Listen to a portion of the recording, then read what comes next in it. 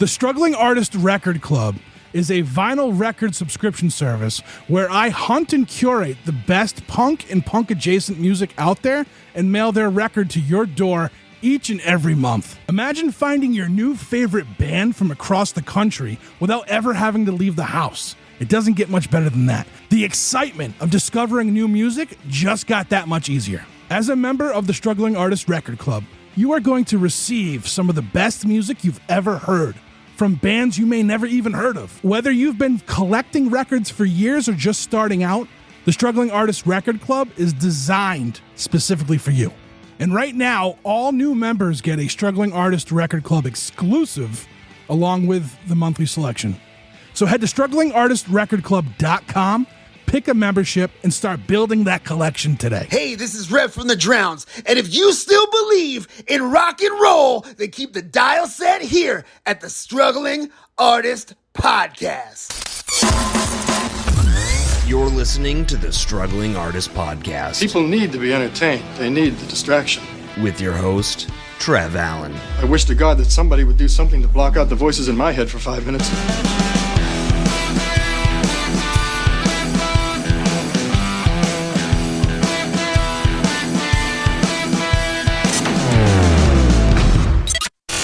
So I'm not saying it can't be done or shouldn't be done, but generally speaking, New England state names don't sound very good in songs. Check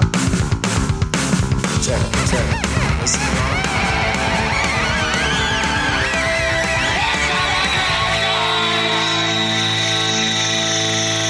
All right. Good morning, good evening, good day. Welcome back. This is Aria Rad, your friendly neighborhood coffin salesman, with a new episode of Underground Noise, highlighting some great new music for all you kind listeners.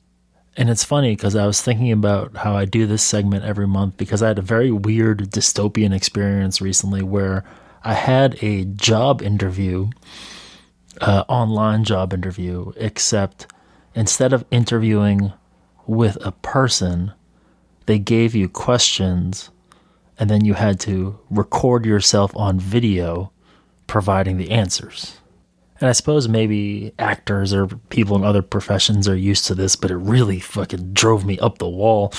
And by the time I was recording my last answer, I decided to just include a clip of myself playing banjo. So I'll let you guys know if I get the job, if the banjo was a win, or if it sinks the ship. I feel like banjo is something that for most people is probably going to sink the ship. But you never know. Sometimes you get people with creative sympathies, I suppose. But now, let's get on with it. Let's talk about some music. The first thing I want to shout out today is this new album by Hedge called Freeze Frame High Five. It comes out this Friday, March 27th. And Hedge is a cool, scuzzy kind of pop punk band. A lot of their influences that they name check are more like poppy rock bands of the 90s, like specifically like Lemonheads and Superchunk they check. And it comes through in this cool, almost sort of slacker vibe, like in their sound that is really awesome. I was able to catch them a few weeks ago at O'Brien's. They played with Cape Crush and MK Naomi, and it's an awesome show. My first time seeing them, and I'm definitely excited to hear this whole record when it drops. Hedge from Worcester, Massachusetts, awesome band. And next up is one I had been waiting to hear for a while. It's a new EP from singer-songwriter Emma Cashman entitled 4 Songs Recorded Live in a Barn in Stoughton, Massachusetts. And I think for a lot of different reasons, we're having sort of a renaissance of the live record, the live music release. And I think because we have so many great ways to capture that stuff now, and what I love about it is it gives kind of an organic presentation of a sound and a snapshot of a certain moment in time. And what is really special to me about this one is I was at this show. I was fortunate enough to play this show. And so it creates a weird visual in my mind as like it's a historical artifact, but also this cool standalone piece of art. And Emma's songs are really great, and the vibe of the whole evening was really nice, and it sort of comes through in some funny ways, especially in the interlude track. You know, I'll play the interlude track right now. Hold on. I went to IKEA before this. Got anything good? A bookshelf.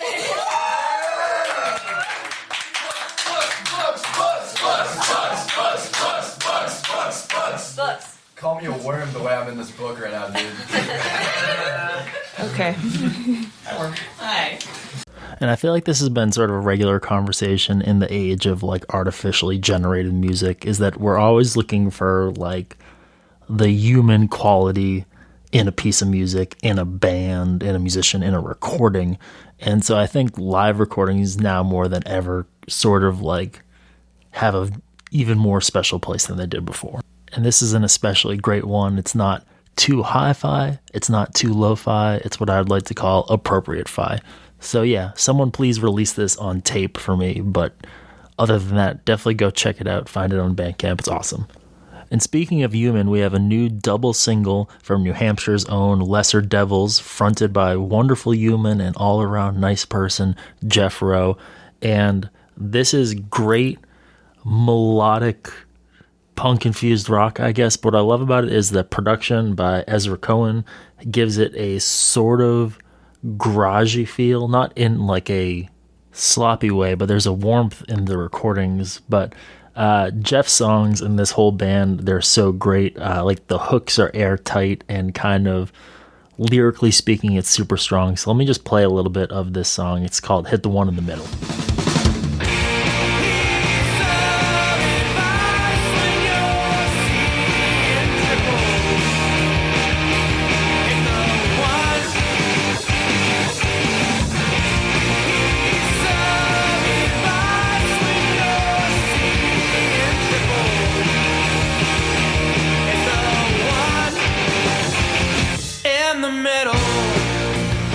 Yeah, the songwriting is just so earnest and the band is so tight. It's hard for me to not like everything they put out. The second song on this single also has some touches of twang. And, you know, we're big fans of the twang over here on the Underground Noise. And if there's an insidious Americana influence, we're going to find it. And speaking of America, I really need to talk about the new record from Micah Schnabel and Vanessa Jean Speckman entitled The Great Degradation, or rather, Micah Schnabel and Vanessa Jean Speckman present The Great Degradation. And this record is a razor-sharp examination of American poverty, backwards politics, and the turbulence of just navigating your life in the United States of America in the year 2026. But it's not without moments of joy and catharsis, and the whole thing really gets me fired up. They're really energized as artists, and it really shows on this album, and I encourage everyone to give it a try because the energy they give off is just sort of undeniable. Jenny got a Winnie the Pooh tattoo on her ankle at her mom's friend's house on her 15th birthday. People laugh when they see it now, but it wasn't meant to be funny. Writing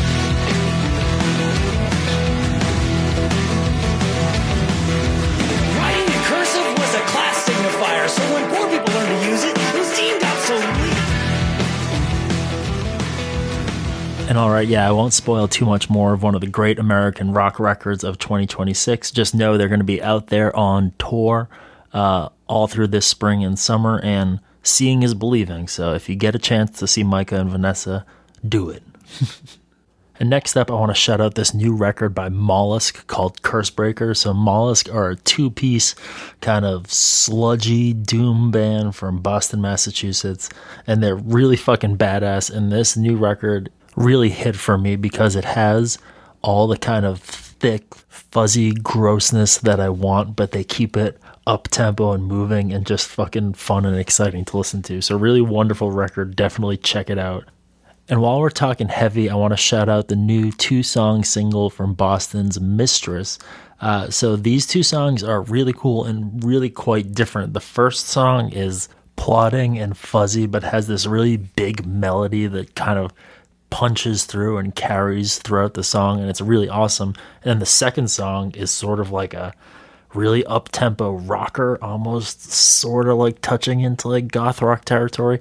And I don't normally like to make direct band comparisons because I find it kind of reductive, but I would say if you like a band like Messa from Italy, you'll definitely like Mistress. Let me play a little bit of the second song from this single entitled Funeral of the Fae.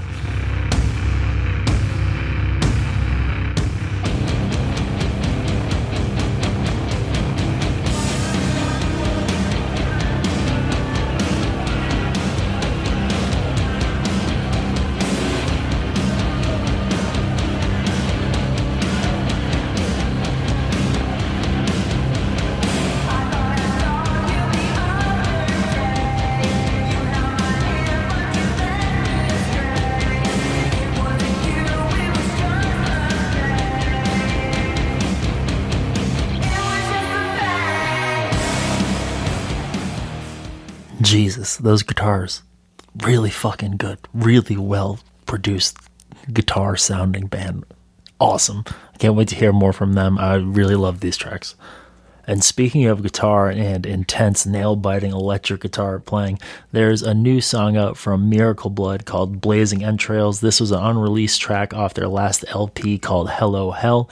They're currently in the studio working on a new one, and I'm really excited for what these noise rock psychopaths are cooking up for all of us. And the last thing I want to talk about is a record I've been really looking forward to, and it's the new one by Kira McSpice called Saturnism. And so this album is the first record in a series of 4 records about McSpice's astrological Saturn return and a trance she underwent in anticipation of this. And I'll be the first to admit that these concepts are quite a bit out of my depth, but I would really encourage you to go to her Bandcamp page, and there's a much longer write-up describing this and what this album means in more precise terms than I can here. But what I want to say is, this is a very strange, beautiful, moving, and cerebral record, which is terms I'd apply to a lot of Kira McSpice's work in the past. But what I'd say is different in this album compared to her previous album, The Compartmentalization of Decay, is there's a dreamlike sort of sadness to it that's sort of in contrast to the heavy gothic darkness of some of her other work. And it's music quite beyond description. It's orchestral and somehow sometimes ambient and operatic. And there's moments where you have these nice muted indie drums kind of shuffling you along. And it's a really beautiful and weird and dense record. And it kind of gives more and more the more you listen to it. And I think it requires and demands a certain amount of focus and attention, but it's really worth it. And so before I leave you with a song, I just want to say thank you all for listening in today. If you have anything you want to promote, anything you're working on, any music you want to hype, something your friend's working on, please shoot me a message at aria@thestrugglingartistpodcast.com. And I know it's not much, but if one artist can get one new listener that really likes what they're doing, I consider this a massive success. So if you find something you like, please let me know. It would absolutely make my day. But for now, I'm going to sign off and go for a walk on this wonderful spring day. And so here's Silver Train by Kira McSpice off her new record, Saturnism.